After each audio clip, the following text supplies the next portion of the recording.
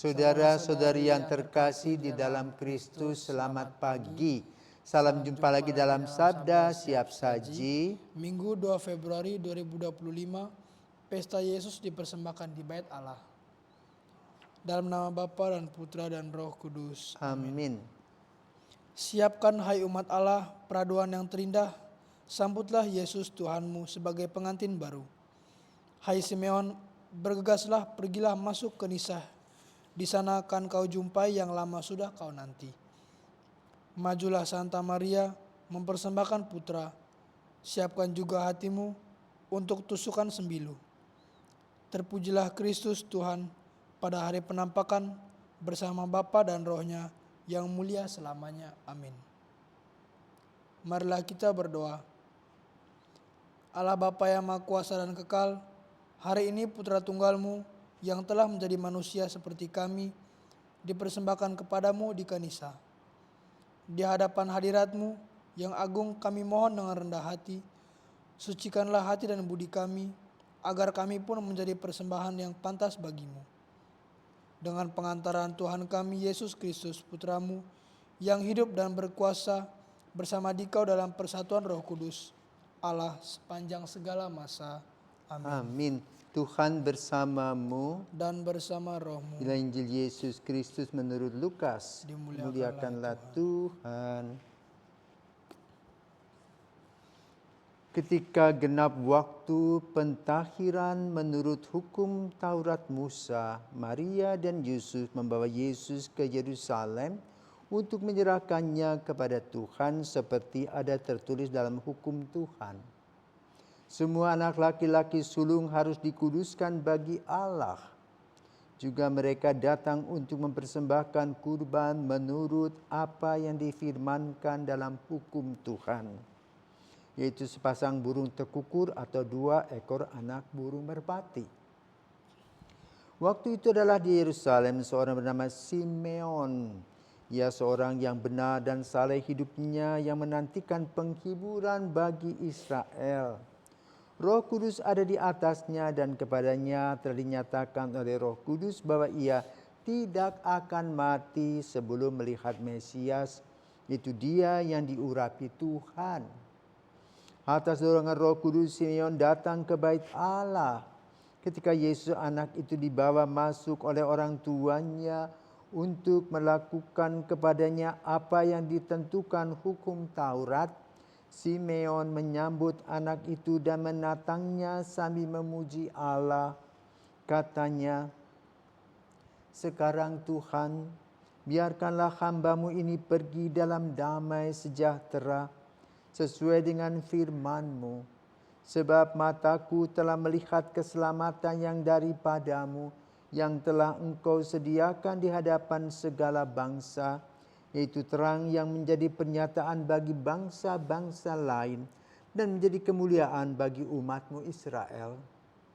Yusuf dan Maria amat heran akan segala sesuatu yang dikatakan tentang anak itu. Lalu Simeon memberkati mereka dan berkata kepada Maria, ibu anak itu, "Sesungguhnya anak ini ditentukan untuk menjatuhkan atau membangkitkan banyak orang Israel, dan untuk menjadi suatu tanda yang menimbulkan perbantahan, dan suatu pedang akan menembus jiwamu sendiri, supaya menjadi nyata pikiran hati banyak orang." Ada juga di situ seorang nabi perempuan anak Fanuel dari suku Asher, namanya Hana. Ia sudah sangat lanjut umurnya. Sesudah menikah, ia hidup 7 tahun bersama suaminya, dan sekarang ia sudah janda berumur 84 tahun. Ia tidak pernah meninggalkan bait Allah dan siang malam beribadah dengan berpuasa dan berdoa. Pada saat anak itu dipersembahkan di bait Allah, Hana pun datang ke bait Allah dan bersyukur kepada Allah, serta berbicara tentang anak itu kepada semua orang yang menantikan kelepasan untuk Yerusalem.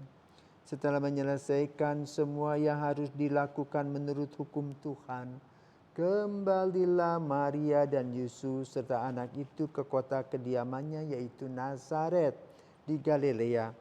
Anak itu bertambah besar dan menjadi kuat, penuh hikmat dan kasih karunia Allah ada padanya. Demikianlah sabda Tuhan, terpujilah Kristus. Selamat pagi Romo. Selamat pagi Garcia. Hari ini saya ingin bertanya tentang Injil dari karangan Santo Lukas. Itu mengajarkan tentang apa sih Romo? Selamat pagi Garcia dan para pirsawan. Hari ini kita merayakan Yesus dipersembahkan di Bait Allah. Mungkin kalau kita iseng-iseng kita bisa melihat Perjanjian Lama Keluaran bab 13 ayat 2. Di sana disampaikan bahwa setiap anak laki-laki adalah milik Tuhan. Maka setelah dia berumur 40 tahun, setelah dia disunatkan selama seminggu atau 8 hari, maka dia dibawa kembali ke Bait Allah dipersembahkan. Dan anak itu diserahkan kepada seorang imam yang bertugas di sana. Orang yang bertugas pada saat itu bernama Simeon. Maka Simeon dikatakan digambarkan penuh dengan Roh Kudus. Maka dia langsung berdoa dengan kidung Simeon yang kita kenal, yang biasa dinyanyikan pada malam hari pada saat kompletorium. Sekarang Tuhan, biarlah hamba-Mu berpulang dalam damai sebab aku telah melihat keselamatan-Mu yang datang. Dia datang itu. Pertanyaannya, Yusuf dan Maria sebagai orang sederhana yang hanya membawa tekukur, ya, dan tidak membawa kambing domba untuk dipersembahkan, tidak tahu apa yang dialami oleh Simeon dalam terang Roh Kudusnya. Tetapi bahwa dalam perjalanan hidup, Maria sudah mengalami terang Roh Kudus ketika mendapat kabar gembira dari Roh Kudus, dia melalui Gabriel. Yusuf pun sama, ya, mendapatkan kabar gembira dengan mengatakan apa ketika dia rencananya meninggalkan Maria. Malaikat mengatakan apa? Jangan Yusuf, Maria sedang mengandung dari Roh Kudus. Hendaklah anak itu kau namakan Yesus. Lalu Yusuf manut. Maka kita kenal ya, urusan Yusuf sedang tidur, patung Yesus tidur, yang berpikir tentang itu. Nah, kembali kepada pemberkatan atau persembahan. Dalam tradisi Yahudi sejak Musa, anak laki-laki merupakan anak yang harus dipersembahkan kepada Allah kembali, sebagaimana telah dilakukan oleh Abraham pada Tuhan, yaitu melalui Ishak putra tunggalnya. Maka tradisi itu kemudian dilakukan oleh orang Yahudi sampai hari ini. Tetapi juga dampak untuk ibunya. Menurut tradisi di sana, seorang wanita yang melahirkan itu najis. Maka dia tidak boleh memegang barang-barang kudus. Maka dia harus dikuduskan kembali. Disebutkan ditahirkan kembali. Maka dalam peristiwa 40 hari anak-anaknya itu, anak laki-lakinya itulah, maka wanita pergi ke sana, ya, ditahirkan dan dikuduskan kembali sehingga ia boleh lagi mengikuti upacara dan sebagainya. Kalau tidak najis.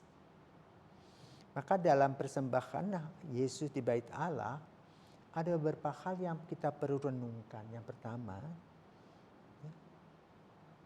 Maria dan Yusuf pun kaget, ya, akan apa yang dikatakan oleh Simeon. Bahkan Simeon mengatakan kepada Maria apa? Sebilah pedang akan menembus jiwamu sendiri. Kaget Maria. Tetapi dia mengimaninya.